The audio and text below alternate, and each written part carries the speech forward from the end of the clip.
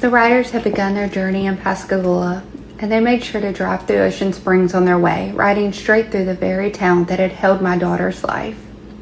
Her laughter, her heartbreak, and her story. They rode for her, they rode to honor her, and they rode for something bigger, for other kids like her, for the mothers and fathers who carried the same fear and ache I carried. In me, they saw themselves. In Aubrey, they saw their own children.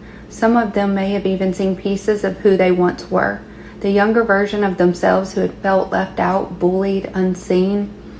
Others saw their own brothers and sisters in her, the sibling they once fought with, laughed with, leaned on, or swore they would protect. Everyone there in some way could envision themselves as Aubrey, or imagine Aubrey as their child, their sibling, their loved one. And that's what made it so crushingly beautiful.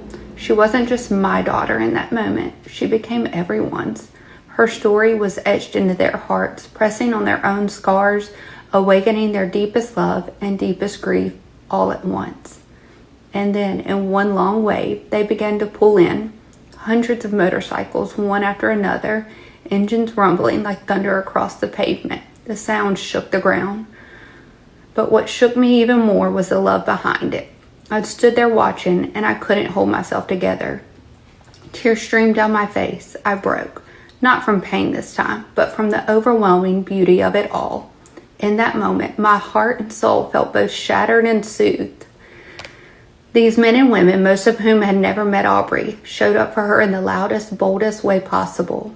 It was kindness on wheels, power and gentleness rolled into one. It was beautiful, it was sweet, and it was one of those rare moments in grief where the love of others carried me higher than the weight of my loss.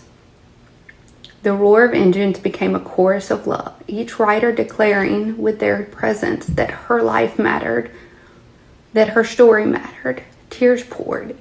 It's one of those moments where I could look around and see with my own eyes how deeply her story had moved others. My daughter, my baby girl, I knew she would change the world. I just never knew it would be in this way.